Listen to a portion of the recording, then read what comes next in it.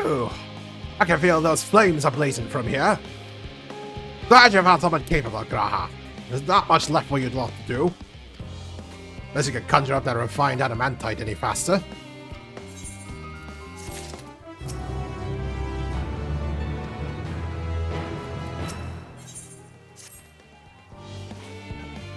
Do trust you to deliver on your promise, I do, only... I hate waiting! Hold that adamantite and I want it now! We share your impatience, I assure you. Is there truly nothing else we can assist in the meantime? I wish. This sitting about's unbearable. Pity the forum frowns on recreational explosions. Well, so long as they can't prove it was premeditated, get you gone, I've mistakes to make. In that case, I suppose I should go and return the key to the reactor. I'll have one more look to make sure that nothing has gone wrong, unintentionally or otherwise. I'm certain that there are better uses for your time, however. I will join you in Charlie and Hamlet anon.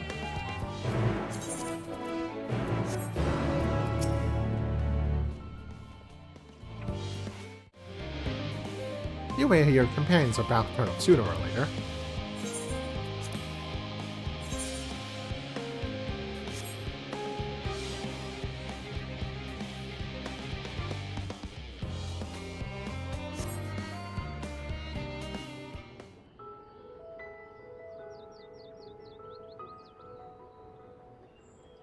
All set, I take it? We finished what we could. Delivered supplies, tracked down escaped animals. Trivial tasks as they may be.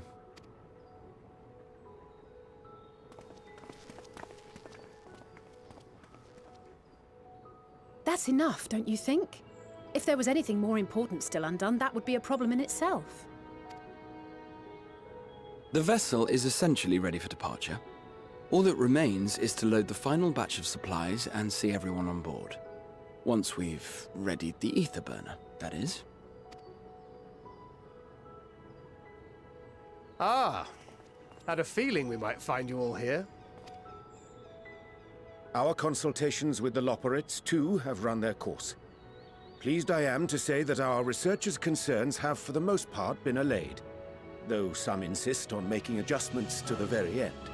For their part, Livingway and her peers have graciously offered to stay and keep the people company, lest any lingering queries go unanswered. All that remains is to wait for the refined adamantite. Alphino, are you there? It's me, Cryle. Your special delivery has arrived. Round up everyone and come to the harbor at once. Speak of the devil. Let us go at once.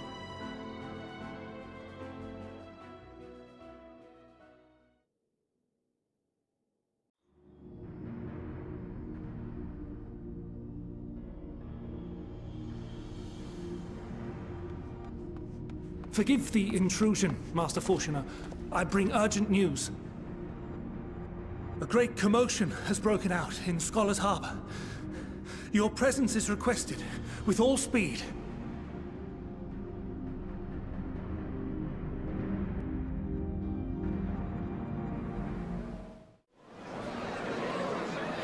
Now, where might this delivery be?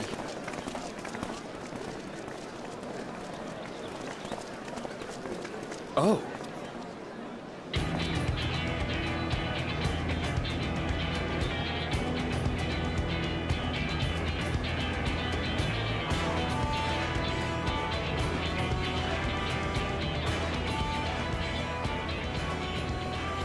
I'm sure it's very important, but we cannot accept these without the proper permits. By the 12! Surely, these can't all be.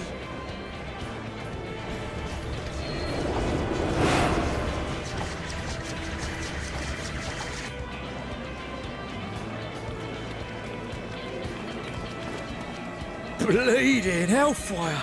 They're bringing them by sea and by air. All these folks in these crates.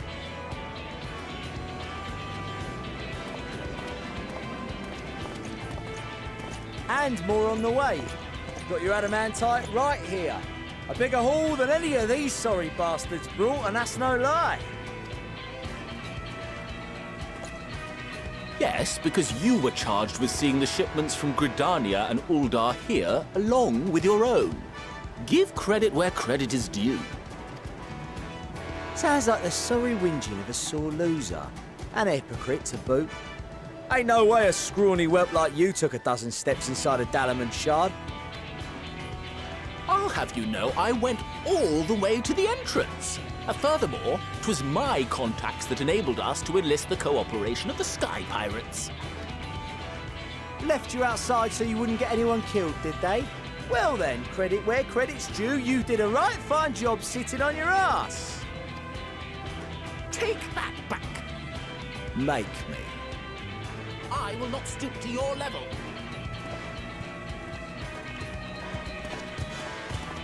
My, what a grand welcome party. Hancock and Soroban.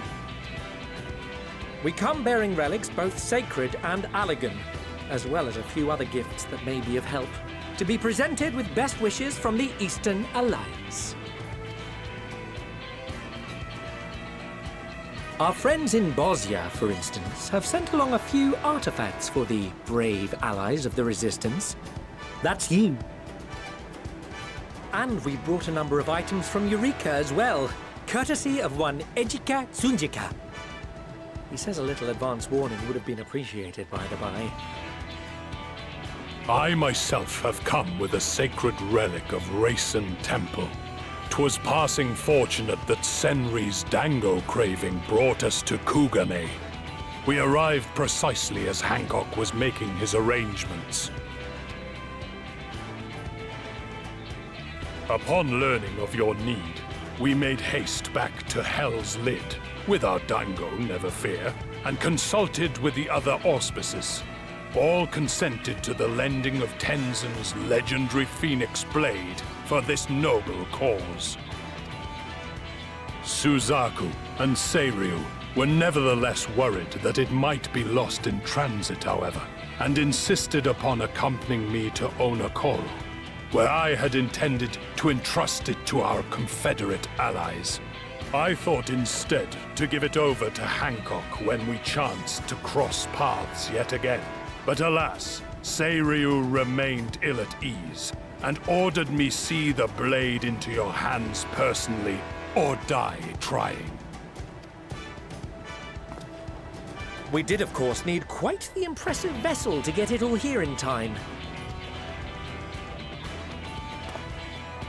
Fortunately, our majestic associates have been more than helpful. 'Tis an honor to join the Warrior of Light on another adventure, they tell me.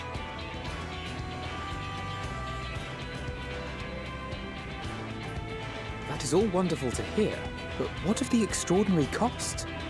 I shudder to think of the ransom we must pay for such a bounty.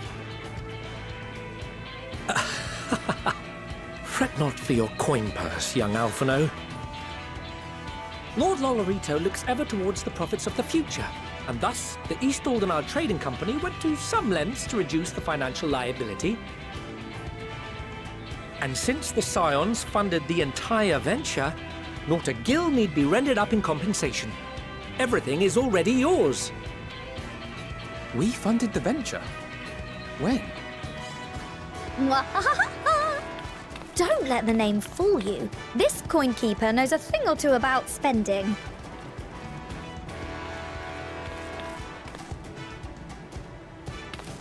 When it comes to capital investiture, a sprinkling of gil here and there will not do. You need enough savings to make waves when it really counts, which is why frugality is paramount. We also have the benefit of a generous patron. Generous being rather an understatement. She has supported us from the shadows since the very founding of the Scions. We even had coffers to fill. Mother! Millions. I remain, of course, an entirely neutral party. I simply thought our family's coffers were needlessly full. We can hardly take them with us on your teeny-tiny toy boat, now can we? And 'twould be a shame to leave all that hard-earned wealth unspent.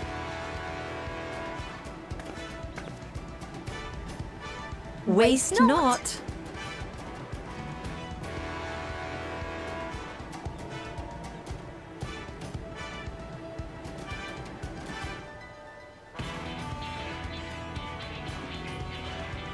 However did you manage so much in so short a time, though? We expected word to reach only a fraction of our allies. Did I not tell you I have my ways? Erenville, you were involved too.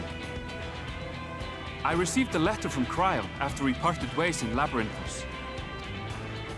She explained what the Scions were trying to accomplish, and why you might soon require the services of the Gleaners, spread across the world as we are. I pray you do not interpret this as a betrayal of Charlotte. I accept that the Forum's aim in pushing us to our limits was to preserve what knowledge we have, and I bear you no ill will for it. Yet, in collecting that knowledge, what I came to appreciate most about our star is that there remains so much we do not know.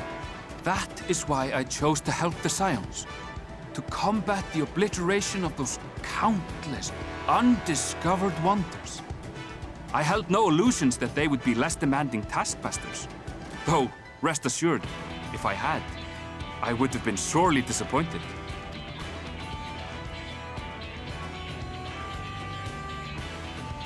To make a long story short, the whole of the guild ship cooperated to ensure your call was heard far and wide.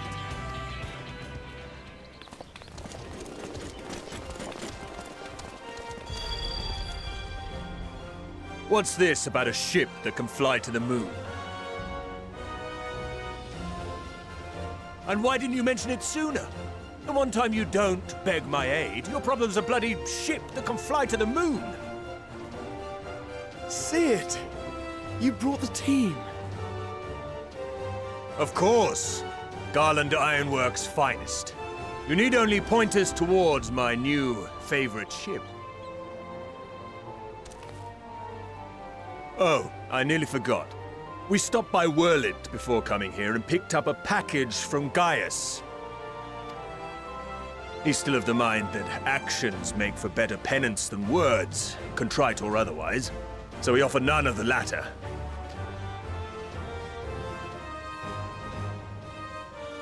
What he sent is an Allagan relic Valens used in his weapons experiments. Has a fair bit of refined adamantite in it too.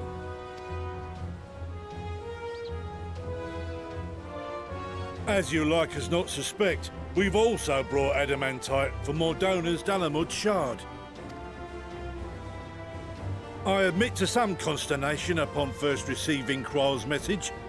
So few Scions remain at the Rising Stones now. Far too few for such an expedition.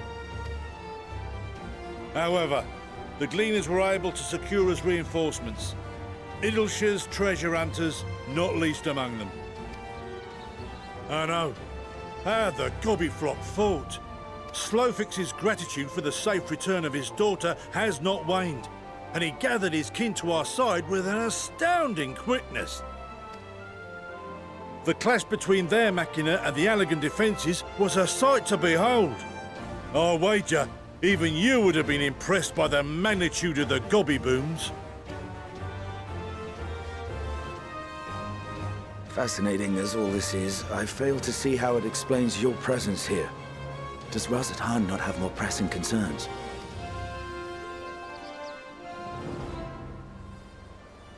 We do.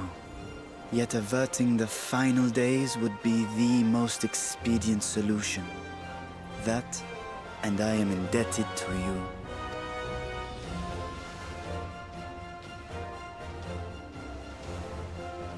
Though they chose to take their leave of Thavnair, those you saved in Galimund remain my people. My gratitude is beyond words. It is appropriate that I aid you in kind. If in the doing we bring salvation to others of this star, so much the better. You will recall that I spoke of my father, Midgard Summer, and his journey across the great expanse. As he traveled betwixt the stars, his resplendent scales drank of the ether in those nigh empty surrounds, and imparted to him the strength to persevere. Thinking they might further your cause, I called out to my kin for consent. Ajdaya's answer was silence, as ever. Tiamat and Hrisvelgre, however, responded favorably to the suggestion. My sire, too, stirred from his slumber long enough to speak and say, "Very well." Thus have I brought you his own worm scales. Fit them to your purpose, and seek a worthier fate for us all.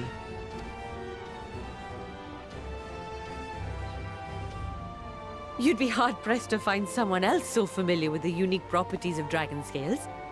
So I invited myself along.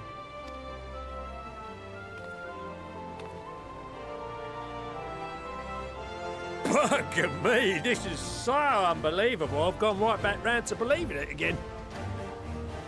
Forget a 6% gain in efficiency. With all these goodies, we could get 7, no? 10, no? 14 bleeding percent. Think of how far we could go! What we could do with that much power!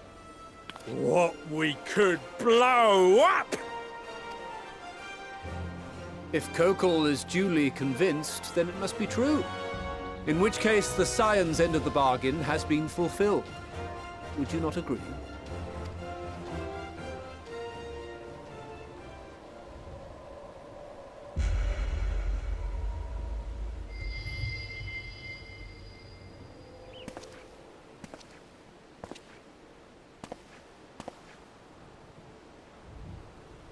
Yes, Father?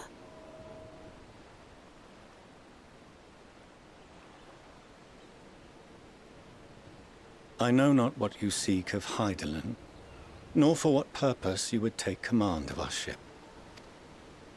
Yet this much is certain.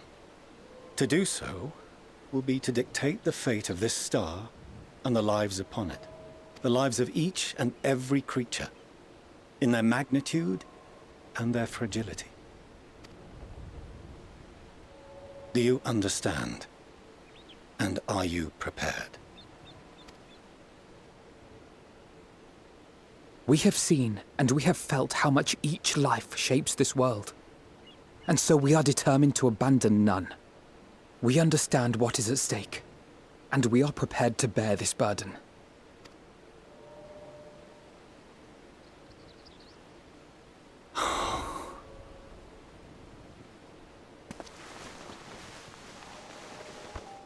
Then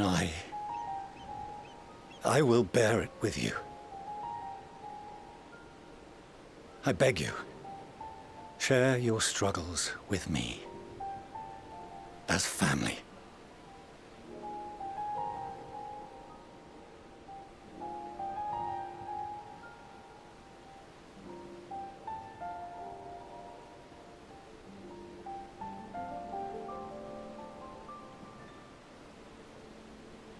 You grasped my fingers with such tiny hands the day you were born.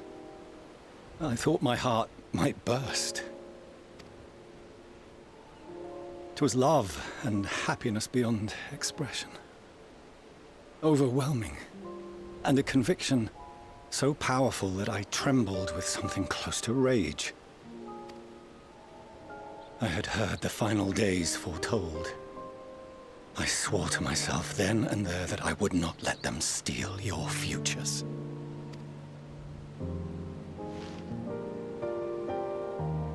The great exodus would succeed, must succeed. No sacrifice or sin was worse than the alternative. If anything gave me pause, 'twas mine own father. The Archon Louisoix openly decried Charlian's policies, a perspective which I regarded with increasing disdain as I grew older. Yet even as part of me thought him a fool, Perhaps I also hoped that he, of all people, would devise a brilliant means to save my children. A naive hope, but stubborn enough that I could never bring myself to keep you apart.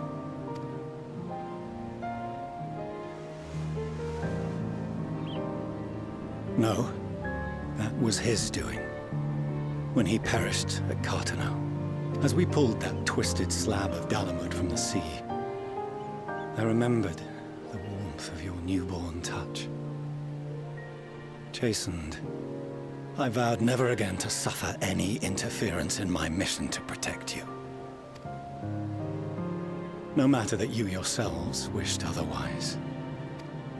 Detest me, fight me tooth and nail, I would suffer it, and more, and be satisfied so long as I could force you onto the ship.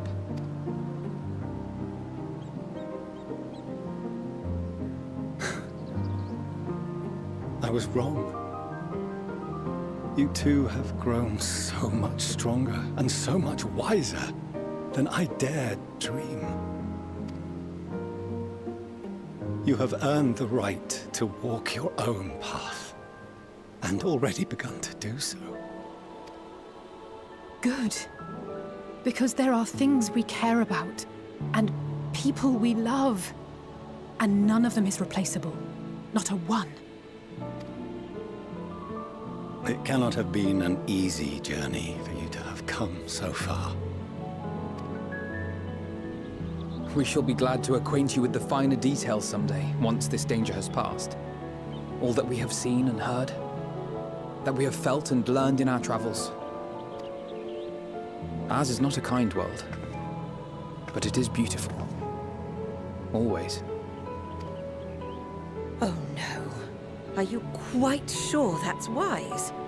After all, someone turns pale and flees the room when he sees so much as an envelope containing word of your adventures. Whatever will happen if he learns what you were really up to?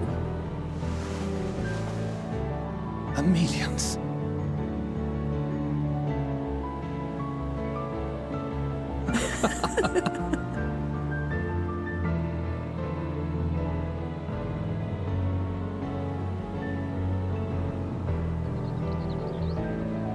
Though I have wronged my children most gravely, I owe you an apology as well.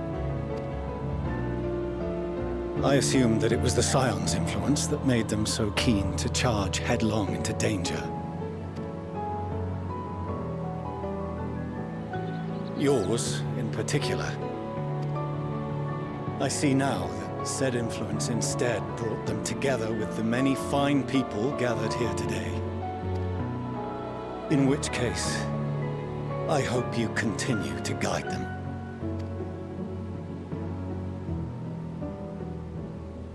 If we've finished loitering about the harbor, might I suggest we put our plans into motion? People are beginning to look confused.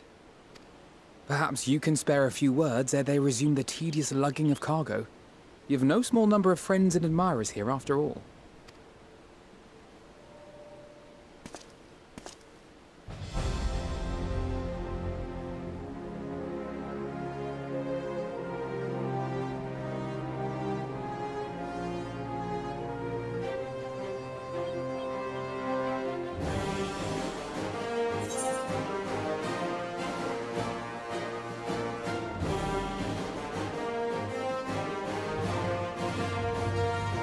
Lend us your strength.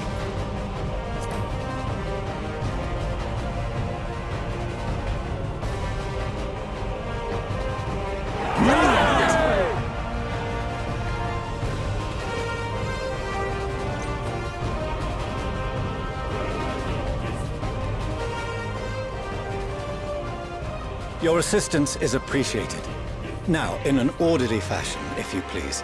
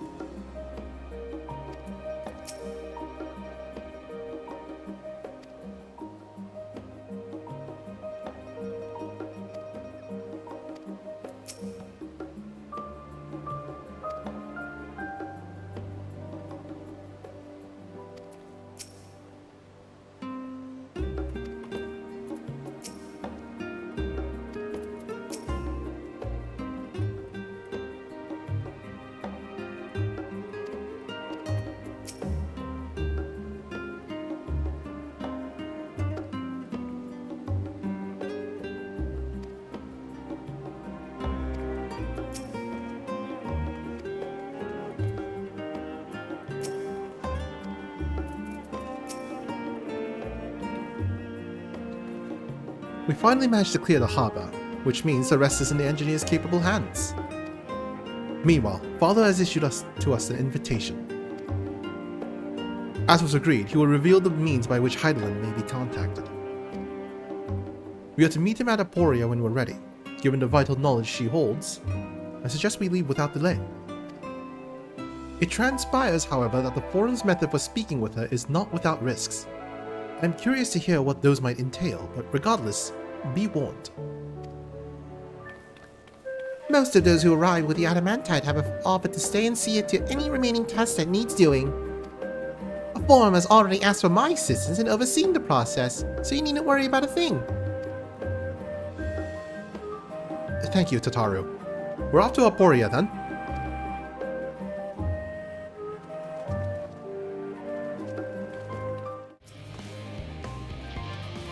Green, I have already shown the others inside.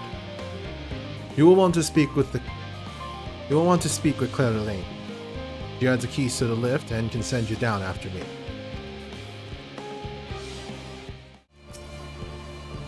From here, we proceed to the heart of the Labyrinthos and its most closely guarded secret, Thalmazane. It marks the beginning and end of our efforts, whence we delve to seek audience with the star, and whence we will embark on our journey to the heavens. This way, if you please.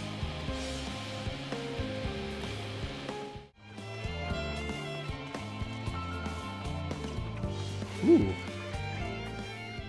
Fancy ship.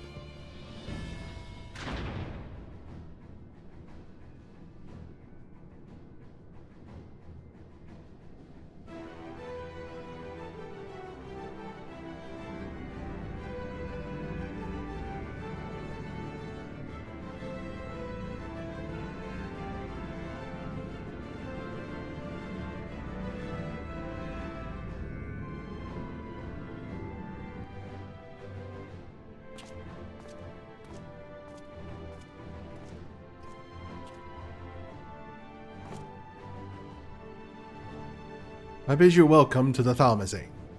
Direct your attention towards the center to behold the ark over which we have long labored.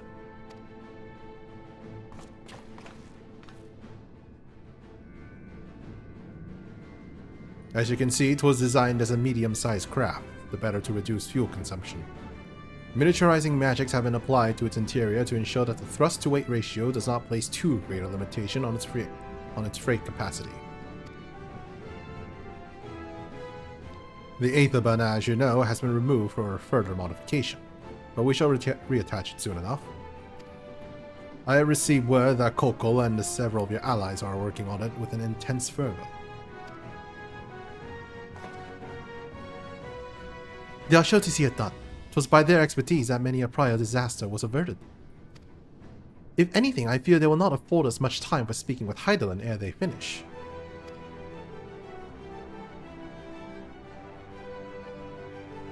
Point taken. Let us move on.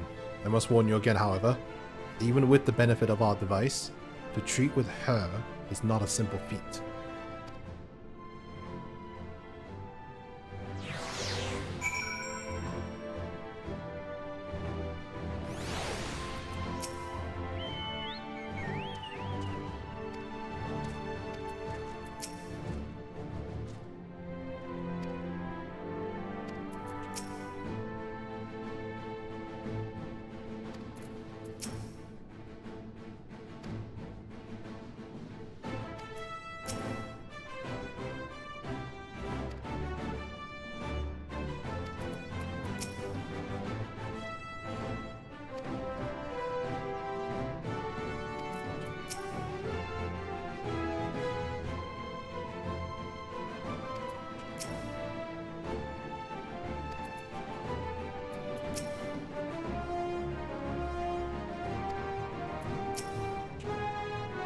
I have done what I can to impress upon you the gravity of what lies ahead.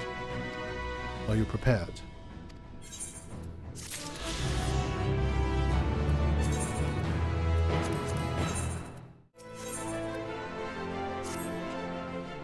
We make it for the lift at the center of this chamber. Come.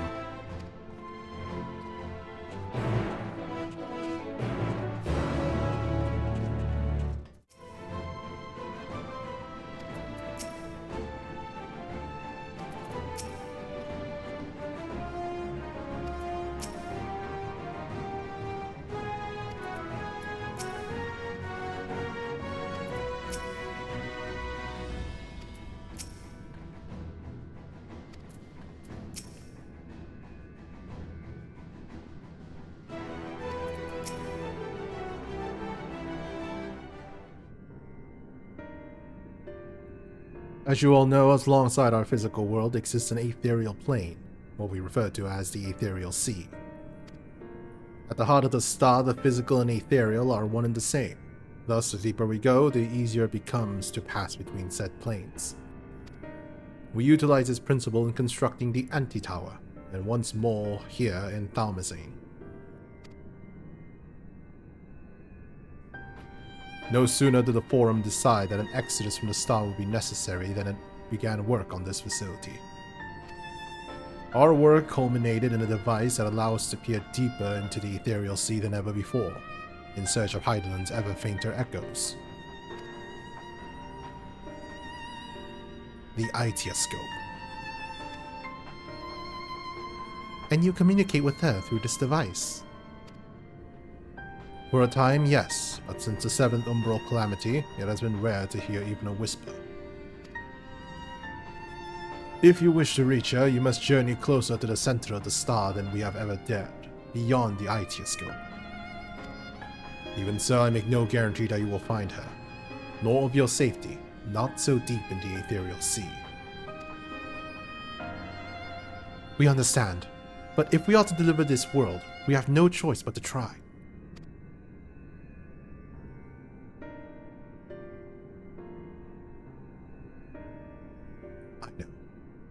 I only wish we could do more than observe your progress from afar. The Itioscope's ocular lens, by which we may peer into the ethereal sea without placing ourselves at hazard, lies above us. Through it, we can watch and guide you. In those swirling depths, there are pockets of aether so dense and turbulent, they can unravel one's soul. If we determine that you are at risk of coming into contact with such a pocket, we will recall you with teleportation magics. To that end, it would be best if one familiar with the composition of your souls remained here to assist in assessing said task. Otherwise, there is an increased probability that we will extract you too early or too late.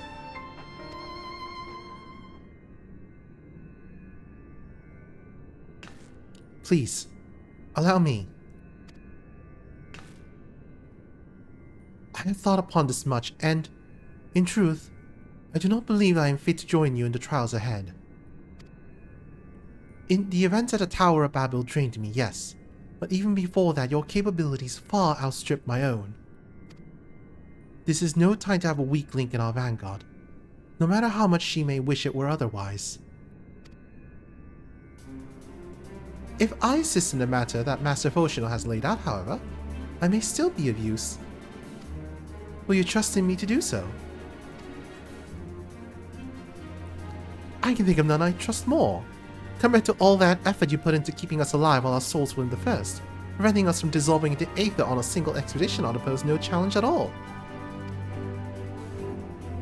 And even if we did, I expect you would hunt us down and restore us to health somehow.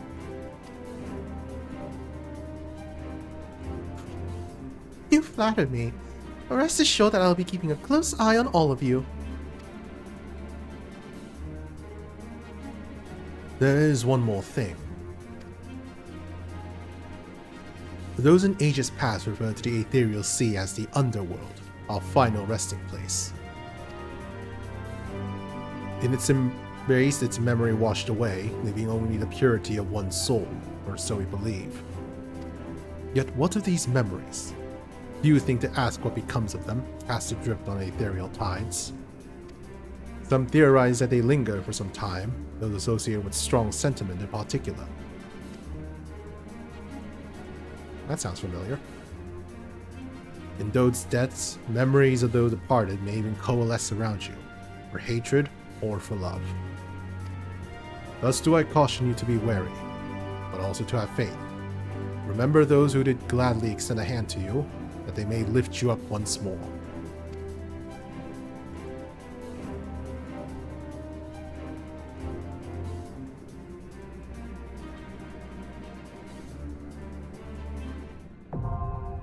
The Itioscope, now accessible.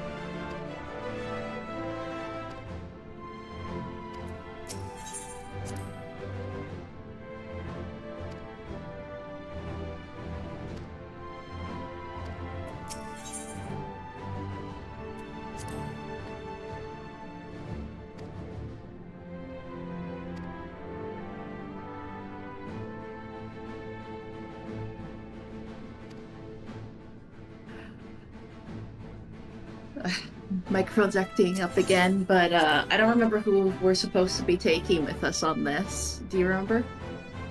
I think this one we can just... Do we have... Like, what... I think it's the one after this that's recommended to solo. Maybe? Okay. I'm not sure. It's what I heard, because like there's supposed to be a trial in Endwalker where it's like you can do 8-player with NPCs only. This is the solo one. Okay. That's what I thought. Question is, who do we take? Because I vaguely remember someone saying Estonia.